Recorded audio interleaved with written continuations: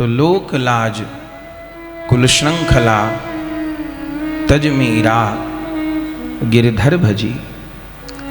श्री नाभा गोस्वामी जी भक्तमाल जी में कहते हैं, मैं उन श्री मीराबाई जी को प्रणाम करता हूँ जिन्होंने लोक लाज की श्रृंखला को त्याग कर गिरधर को भजा। सदृश गोपिका प्रेम प्रगट कलियुग ही दिखायो, जिन्होंने इस कलयुग में गोपिकाओं के समान प्रेम को प्रकट किया और निरअंकुश अति निडर रसिक रस रसना गायो, जिन्होंने अत्यंत निरंकुश होकर के निर्भय होकर के अपनी रसमयी वाणी में रसिक शेखर श्याम सुंदर के यश का गान किया, जिनकी भक्ति से ईर्ष्यालु होकर के दुष्टनि दोष विचार मृत्यु को उद्यम किया। दुष्टों ने बार बार उनको मारने का उद्यम किया, प्रयास किया, लेकिन बार न बाको भयो गरल अमृत ज्यों पियो। जिनका बार बांका नहीं हुआ और जिन्होंने हलाहल विष को भी अमृत के समान पान किया। भक्ति निशान बजाय के काहू ते नाहिन लजी, जिन श्री मीराबाई जी ने छुप कर के भक्ति नहीं की, भक्ति निशान बजाए के डंके की चोट पर नाच गा करके भक्ति की, लजाई नहीं, दुष्टों से घबराई नहीं और लोक लाज कुल श्रृंखला तज मीरा गिरधर भजी। उन मीराबाई को प्रणाम है जिन्होंने सारी श्रृंखलाओं को तोड़ करके श्री गिरधर का भजन किया। इस छप्पे में सूत्र रूप में मीरा जी के चरित्र को स्मरण किया, पर सबसे महत्वपूर्ण शब्द जो है वह है सदृश गोपिका। मीरा जी को भक्तमाल जी में गोपी कहा गया है। मीराबाई कौन है? बोले मीराबाई पूर्व जन्म की ब्रज गोपी हैं। संत का एक प्रत्यक्ष परिचय है और संत का एक अप्रत्यक्ष परिचय है। प्रत्यक्ष परिचय तो हम संसारी लोग जानते हैं, यहाँ जन्म हुआ, यहाँ के रहने वाले हैं, ये परिवार है, ऐसा रूप है, रंग है, विद्वत्ता है, ये सब हम लोग देख लेते हैं। लेकिन एक आंतरिक परिचय होता है संत महापुरुष का। श्री नाभा गोस्वामी जी ने महापुरुषों के उस आंतरिक स्वरूप को भक्तमाल जी में प्रकाशित किया है। बोले मीरा जी वस्तुतः कौन है? मीरा जी वस्तुतः गोपी हैं और गोपियों की महिमा ग्रंथों में बहुत गाई गई है। नारद जी ने अपने भक्ति सूत्र में गोपिकाओं को सर्वोपरि भक्त कहा है। स्वयं शंकर जी, ब्रह्मा जी ब्रज गोपियों की चरण धूरी को अपने मस्तक पर धारण करने के लिए ललायित रहते हैं। तो ब्रज गोपियों की इतनी महिमा क्यों है? गोपी किसी लड़की का नाम नहीं है, गोपी किसी स्त्री का नाम नहीं है। गो कहते हैं संस्कृत में इंद्रियों को, और गो जमा पी बराबर गोपी। जिस महाभाग्यवान भक्त की सारी इंद्रियां गो पी से जुड़ी हुई हैं, प्रियतम प्रभु से जुड़ी हुई हैं, उस भाग्यवान भक्त का नाम गोपी है। जिसके नेत्र श्री कृष्ण दर्शन के लिए रोते हैं, जिसके नेत्र श्री कृष्ण दर्शन के लिए व्याकुल हैं, वे नेत्र गोपी हैं। जिसके कान निरंतर कथा श्रवण करते करते तृप्त नहीं होते, वह कान गोपी है, जिसकी जीवा निरंतर कृष्ण नाम के रस का आस्वादन करती है और चर्चा जिसकी जीवा से नहीं होती वह जीवा गोपी है। जिसकी नासिका श्याम सुंदर के दिव्य गंध का ग्रहण करती है वह नासिका गोपी है। वह त्वचा गोपी है जो प्रभु के सुखद स्पर्श के लिए व्याकुल है अथवा उनके सुखद स्पर्श का अनुभव करती है। तो किसी लड़की किसी स्त्री का नाम गोपी नहीं है, वृत्ति का नाम गोपी है। भागवत जी में तो सुखदेव जी ने गोपी शब्द को परिभाषित किया है। बोले गोपी माने कृष्ण दर्शन लालसा। गोविंद के दर्शन की जो लालसा है, जो तड़प है, वही गोपी है। और इन गोपियों को सबसे ऊंचा भक्त क्यों कहा गया? बोले इन गोपियों ने संसार का बाहर से त्याग नहीं किया। किस गोपी ने कब माला की, किस गोपी ने कब धूनी रमाई, किस गोपी ने कब अनुष्ठान किए, किस गोपी ने बैठ के कब पूजा की, कब पाठ किया, किसी ग्रंथ में नहीं लिखा। उनको तो घर के काम काज से फुर्सत नहीं है, पर धन्य है घर के काम काज करते हुए, घर के सब व्यवहार करते हुए उन्होंने ऐसा गोविंद में अपना मन लगाया, उन्होंने ऐसा श्री कृष्ण से प्रेम किया कि वो भक्तों में सर्वोपरि हो गए। संतों ने तो कहा गोपी प्रेम की ध्वजा। मानो भक्ति एक भवन है तो उस भवन की जो नींव है वो शांत रस के भक्त हैं, जो प्रभु को राजा मानते हैं, सर्वनियंता मानते हैं, खुद को उनकी प्रजा और अंश मानते हैं। वे शांत रस के भक्त भक्ति रूपी भवन की नींव हैं। और दास्य रस के भक्त जो प्रभु को स्वामी मानते हैं, खुद को दास मानते हैं, वो उस भक्ति वाले भवन के फर्श हैं। जो सख्य रस के भक्त हैं वो उस भक्ति भवन के स्तंभ हैं, दीवारें हैं जो भवन को उठाए हैं। जो वात्सल्य रस के भक्त हैं, जो प्रभु को अपना पुत्र मानते हैं, स्वयं को माता पिता मानते हैं, वो मानिए भक्ति भवन की छत हैं। और जो मधुर रस के भक्त हैं, जो प्रभु को अपना प्रियतम मानते हैं, वे मानो उस भक्ति भवन का शिखर हैं। पर गोपियां कौन हैं? बोले गोपियां उस शिखर के ऊपर लगी हुई ध्वजा हैं। ध्वजा से ऊपर कोई नहीं है। इसलिए ब्रज के संतों ने कहा गोपी प्रेम की ध्वजा। जिन गोपाल कियो बस अपने उर्धर श्याम भुजा। ये गोपिकाएं कोई बहुत ऊंचे कुल में उत्पन्न नहीं है, कोई ब्राह्मण शरीर इन गोपिकाओं के नहीं है। ये कोई बहुत पढ़ी लिखी और कोई बहुत विद्वान नहीं है, या कोई शरीर से बहुत सुंदर नहीं है। घरेलू स्त्रियां हैं, गैया की सेवा करने वाली, गैया का गोबर उठाने वाली, दूहने वाली, बाल बच्चों की सेवा करने वाली, झाड़ू पोता घर का चौका चूल्हा करने वाली। पर धन्य है, ऐसी सुरति श्याम सुंदर में लगाई है, ऐसी प्रीति लगाई है कि ये देह में रहते हुए देह से ऊपर उठ गई हैं। संसार में तो प्राणी ये प्रयास करता है कि भगवान में मन कैसे लगे। भगवान में मन नहीं लगता, ये हम सबकी समस्या है। तो उपाय पूछते हैं, संतों से करते हैं, प्रभु में मन लगे। पर गोपिकाएं कैसी हैं जो ये प्रयास करती हैं कि थोड़ी देर के लिए भगवान से मन हटे।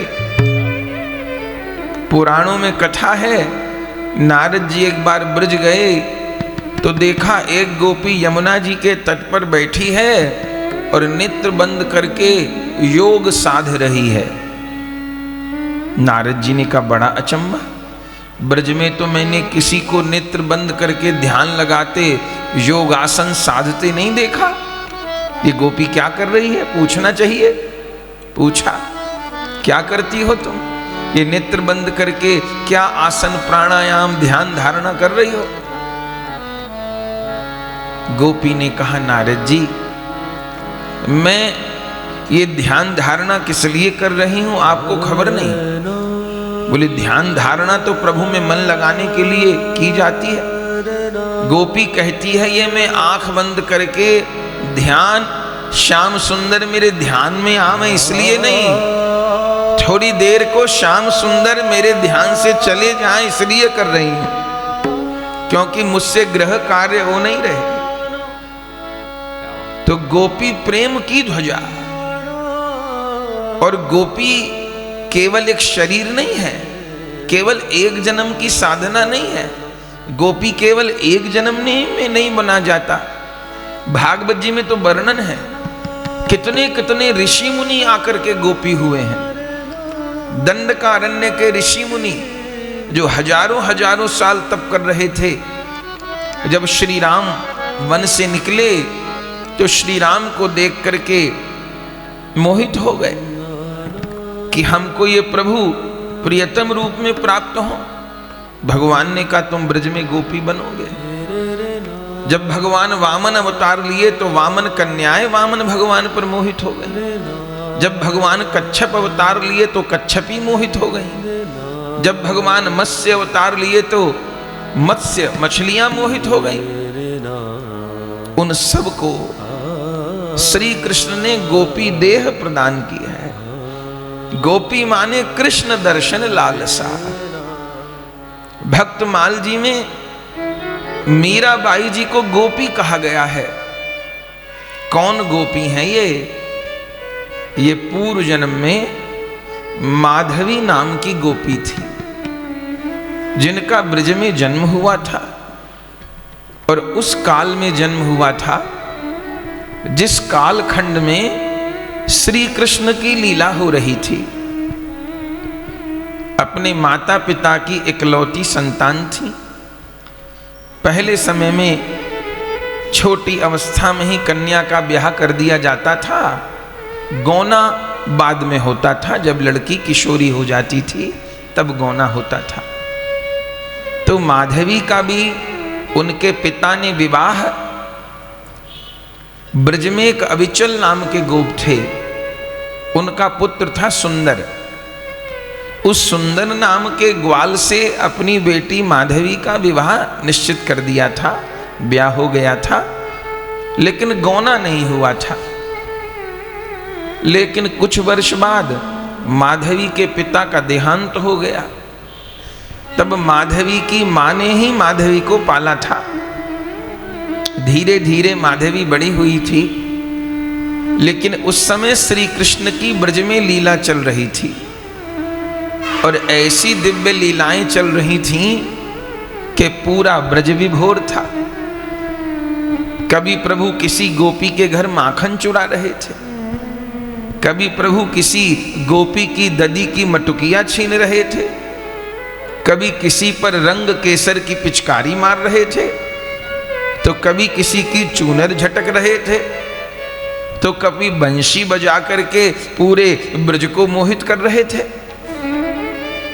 प्रभु की इन लीलाओं को माधवी की मां सुनती थी। अब जब प्रभु की लीला होती है तब मिश्रित परिकर होते हैं। माने ऐसा भी हो सकता है कि प्रभु का दर्शन करने के बाद भी हम उनकी कृपा से और प्रेम से वंचित हो जाएं। इसलिए भगवान प्रयोजन नहीं है, भगवान का प्रेम प्रयोजन है।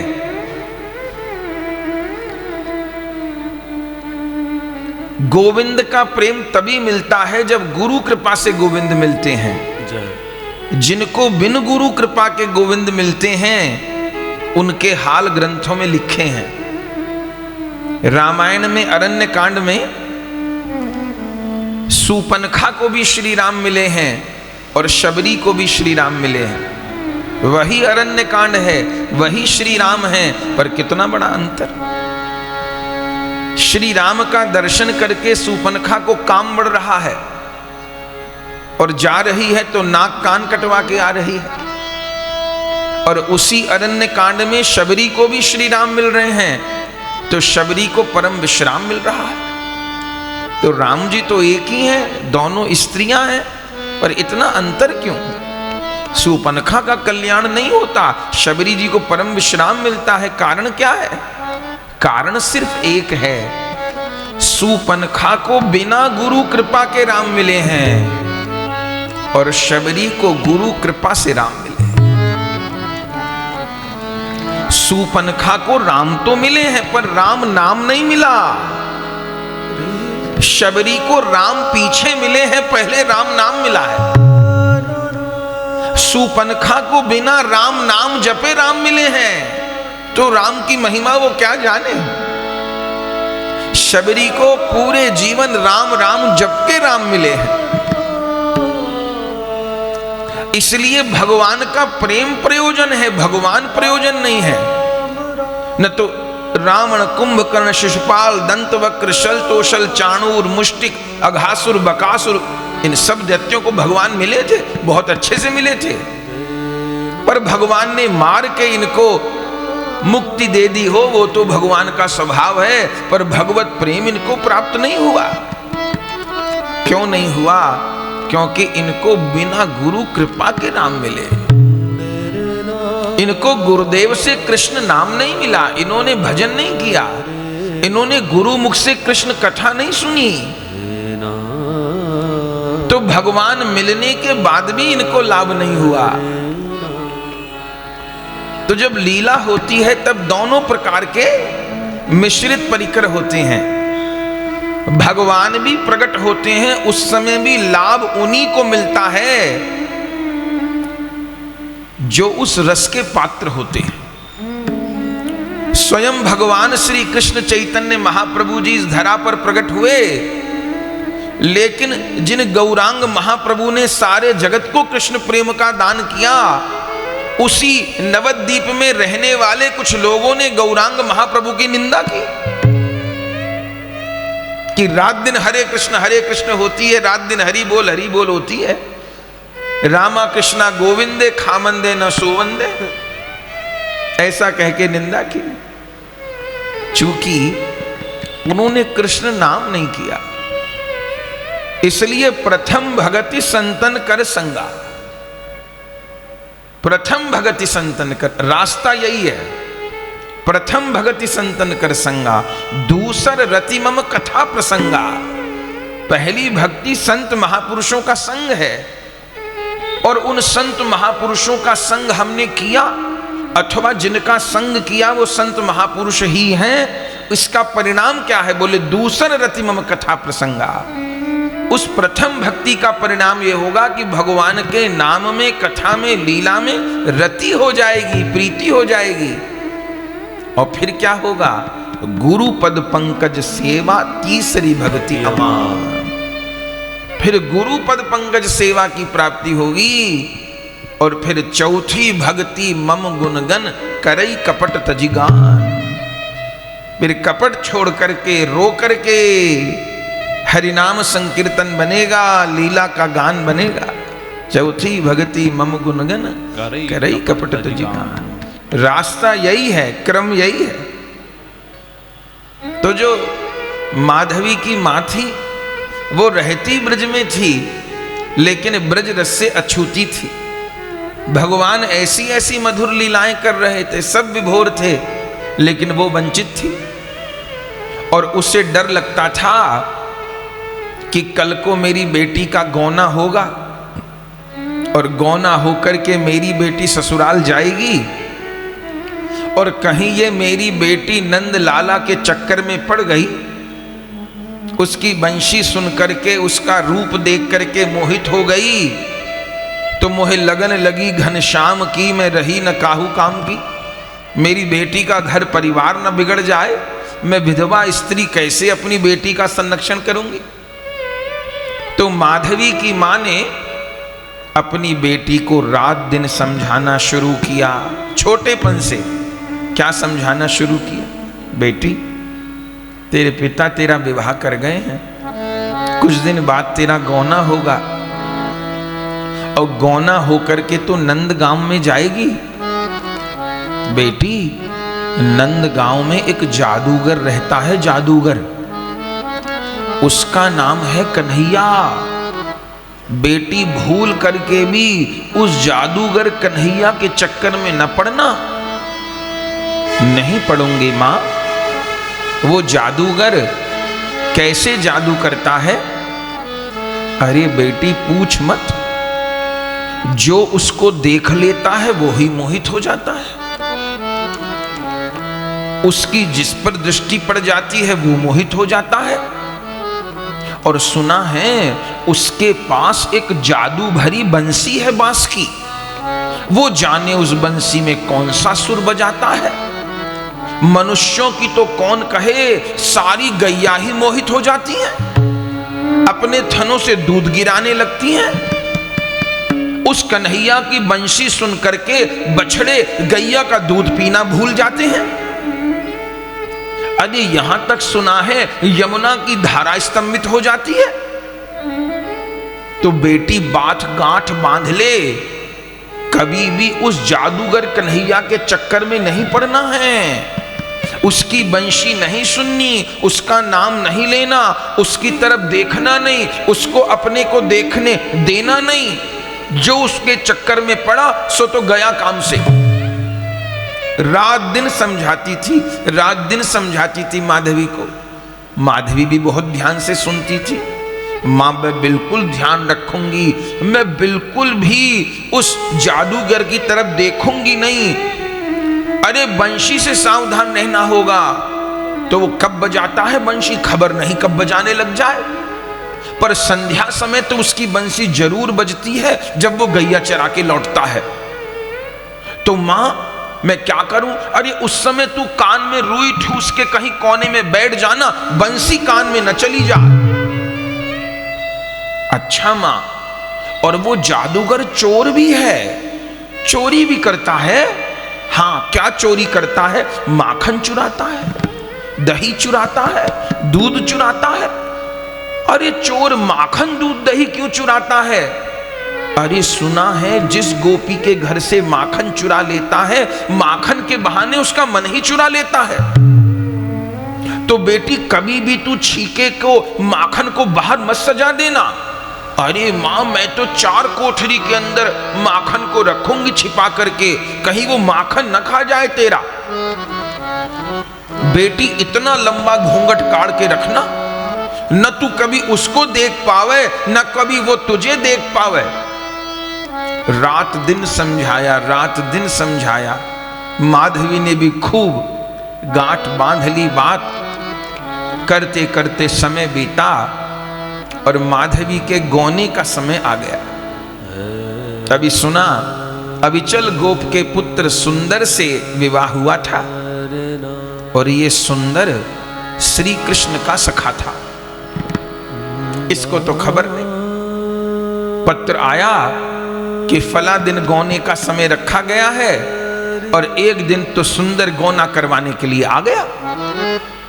अब मां को अपनी बेटी को भेजना पड़ा, दामाद आए थे, गौना हो गया, उत्सव हो गया, बेटी की विदाई होने लगी। मां ने फिर याद कराया, बेटी सावधान, मेरी सीख को भूलना मत। तू ब्याह के उस जादूगर के गढ़ में ही जा रही है। तेरी ससुराल नंदगांव है, वो नंदगांव तो जादूगर का गढ़ है। मां, मुझे एक एक बात ध्यान है, न तो मैं उसको कभी देखूंगी ना वो मुझे कभी देखेगा। एक एक बात ध्यान है। मां ने फिर से सब बात याद करा दी। विदाई हुई, माधवी रोई और फिर रथ में बैठ करके चल पड़ी। रोती जा रही है मां से बिछुड़ करके और चलते चलते चलते चलते रथ नंदगांव की सीमा में पहुंचा। रथ पहुंचते पहुंचते संध्या का समय हो गया था और जैसे संध्या समय रथ नंदगांव में पहुंचा, उसी समय श्री कृष्ण गैया चरा के लौट रहे थे। आहा, क्या कहना, कैसी झांकी जब भगवान गैया चरा के लौट रहे। सुखदेव भगवान श्री भागवत जी में वर्णन करते हैं कैसी झांकी थी प्रभु की। बरहापीडम नटवर वपु, बरहापीडम नटवर